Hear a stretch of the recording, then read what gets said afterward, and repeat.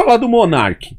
Houve uma treta. Qual que foi a treta? Que Monark, como você sabe, ele tá sendo ali... Será que eu posso usar a palavra perseguido sem ter problema pra mim? Vamos dizer que ele está sendo olhado, certo? Vamos dizer que ele está sendo olhado bem de perto, praticamente com olhos na nuca, entendeu? Porque ele mexeu com uma galera que normalmente não se mexe no Brasil na nossa democracia de baquelite. Sabe o que é baquelite? Baquelite é o nome de um plástico que ele parece metal, entendeu? Ele é um plástico muito denso, muito duro, ele substitui até algumas peças de metal, só que ele é um plástico que quebra. Ou seja, se você pintar ele com um spray metálico, uma pessoa leiga, ela vai dizer que é metal. Ele quase bate fazendo barulho de metal, que ele é muito duro. Aí eu falo que a gente hoje no Brasil, a gente vive uma democracia de baquelite. Parece sólida, mas ela quebra. Sim. Então, constantemente ela vem sendo quebrada. Então, houve uma briga entre do Monark, porque ele perdeu as redes sociais dele. E tipo assim, a gente achava que o Monark estava com o dinheiro dele, ou em offshore, ou em Bitcoin, mas recentemente a gente soube que ele tinha perdido, entre aspas, assim, porque o dinheiro dele estava parece que no Nubank. Eu acho que eu vi por cima isso daí. Como o Monark poderia ter protegido o dinheiro dele? Cuidado com o que você vai falar, porque aí daqui a pouco vão dizer assim, então é a Nanda que Cara, está... assim, é o que a gente fala, blindagem patrimonial... Isso existe? Não existe. Exato, não. É onde eu quero chegar, Nanda.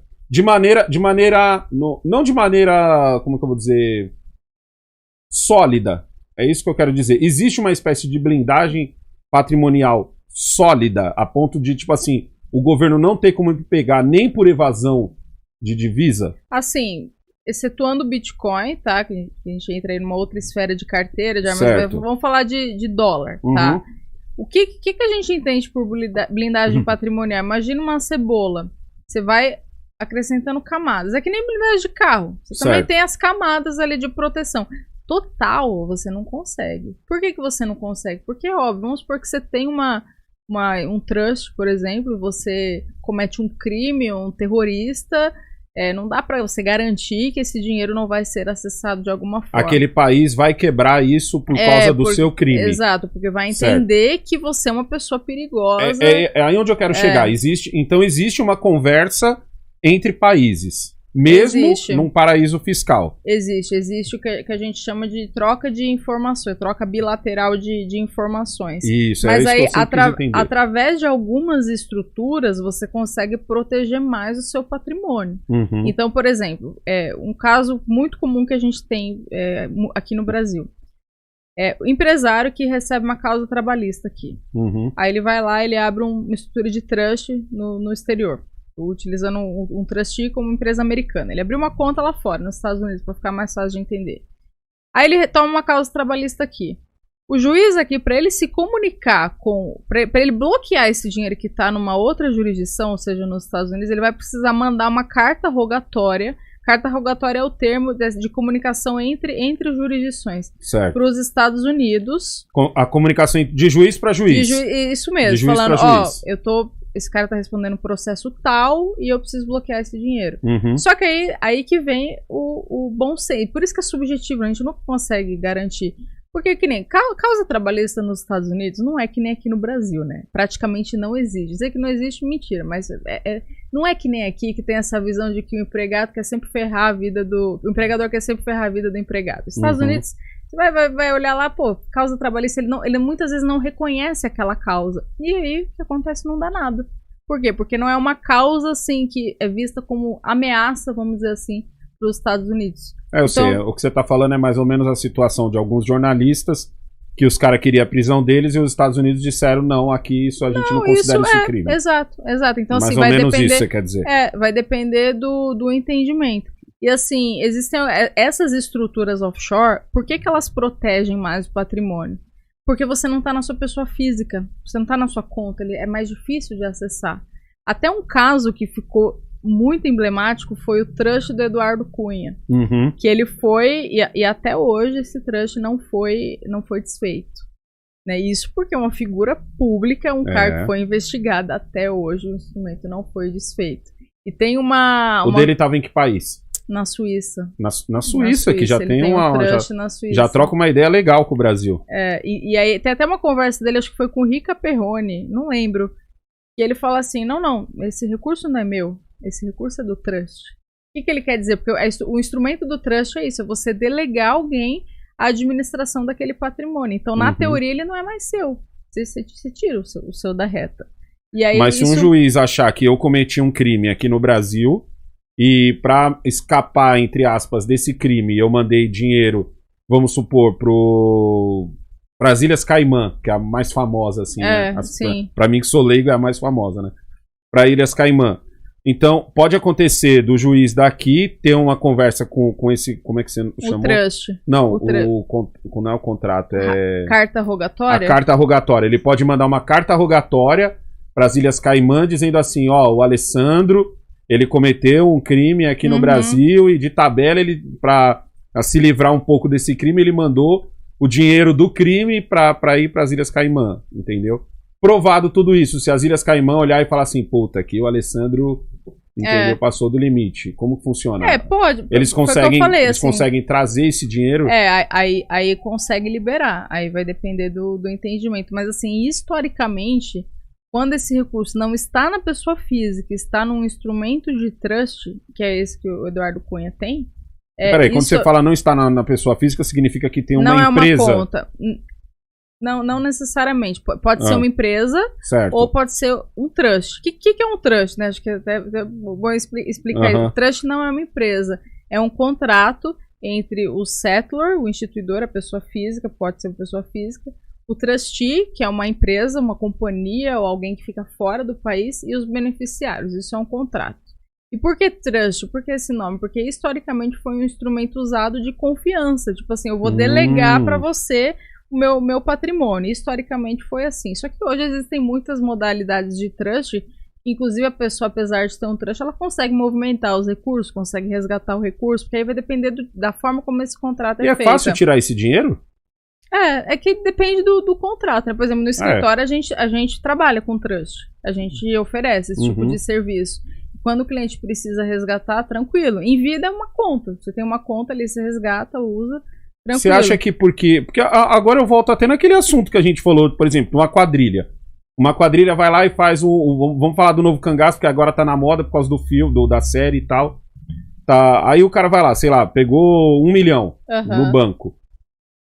Porque o meu raciocínio sempre foi assim, por que esses caras lavam dinheiro no Brasil ao invés de mandar lá pra fora e só resgatar quando eles precisarem? Você acha que é por causa disso? Porque o juiz daqui poderia falar assim, mano, esse dinheiro é o dinheiro de um assalto a banco. Tipo assim, é crime em qualquer lugar do mundo. Mas é que assim, hoje também não é tão simples fazer, por exemplo, fazer uma estrutura de trust lá fora. Até a gente trabalha com um trustee, que é essa companhia americana que eu falei, que é por isso que a gente vai muito para Miami. E quando a gente envia a documentação para o cliente, beleza, o cliente ele quer fazer, ele quer entrar na estrutura, o que ele faz? Envia a companhia, ela vai fazer um compliance, vai analisar, vai puxar a capivara do cliente. Certo. Então, primeiro requisito, se for político brasileiro, esquece. Jura? Não abre. Não abre. Por quê? Por que será? Você tá de brincadeira. Cara, a gente tá mal falado assim lá fora? Não abre. E a gente já trabalha com a companhia há um tempo, já foi depois do caso do Eduardo Cunha.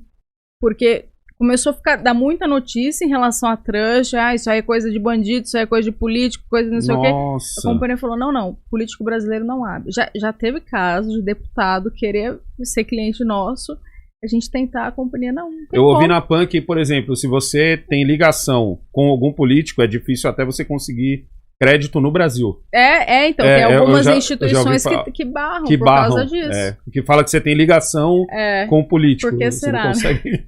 Isso é uma vergonha, né? E aí o que eu ia falar dos bandidos é a mesma coisa. Teve um cliente nosso que o nome dele, eu não vou falar o nome dele, mas ele era, sei lá, Roberto Sanches, coisa assim. O que aconteceu?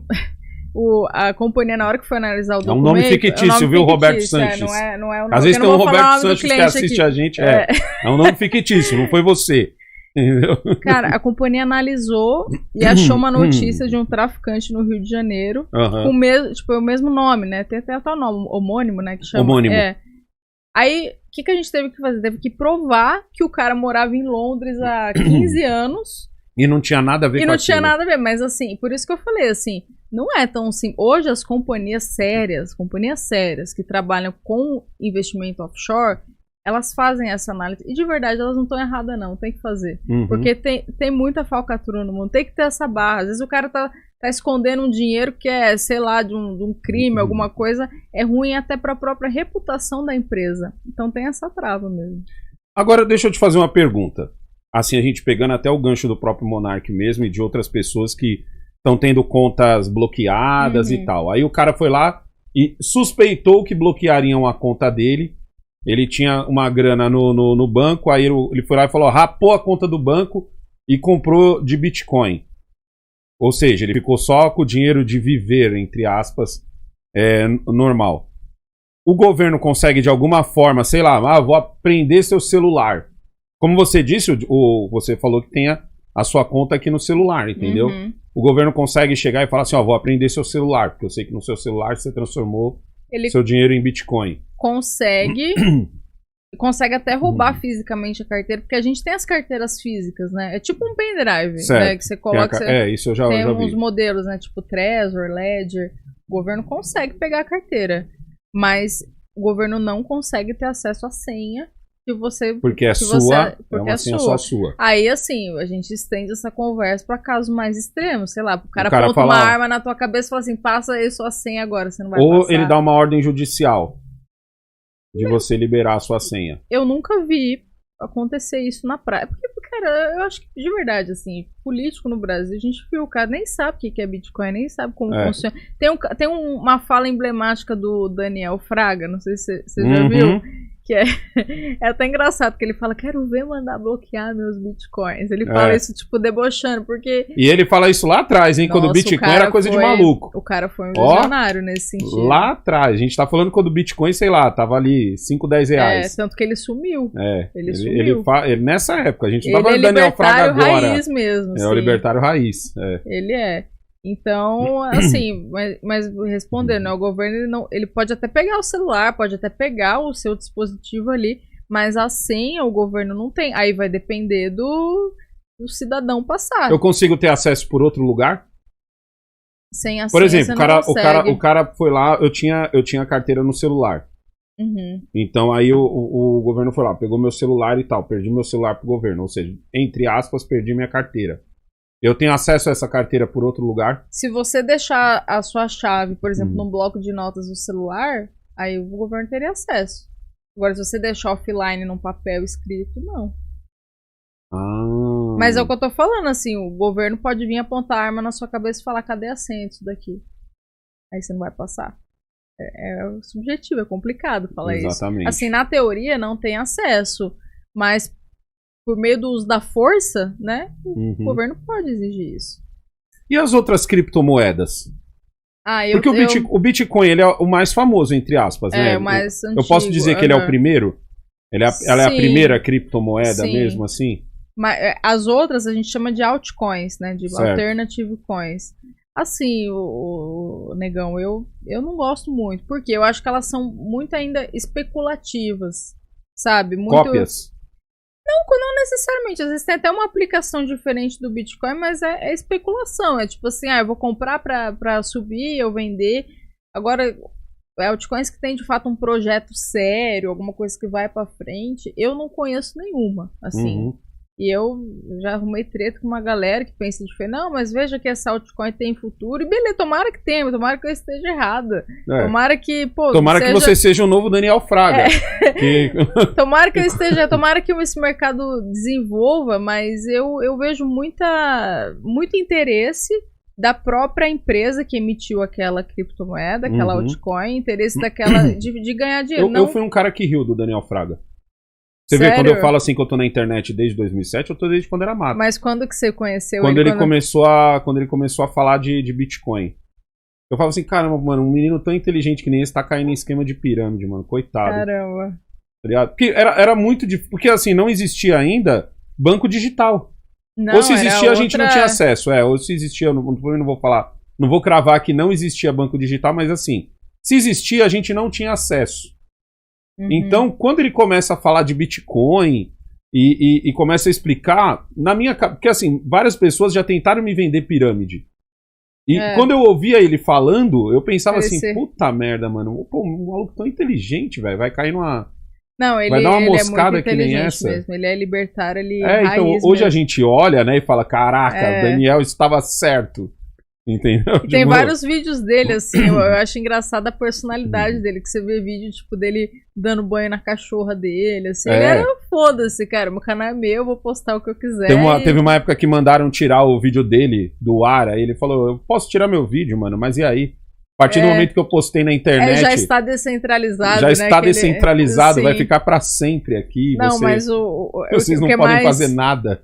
O que é mais icônico é quando acho que a Receita Federal que vai na casa dele, ele tá filmando, aí ele começa a discutir, fala, cara, eu pago o seu salário. O que você tá falando? Eu pago... Aí o oficial fala assim, oi Daniel, tudo bom? Ele, não, tudo bom nada. Esse vídeo dele é muito bom.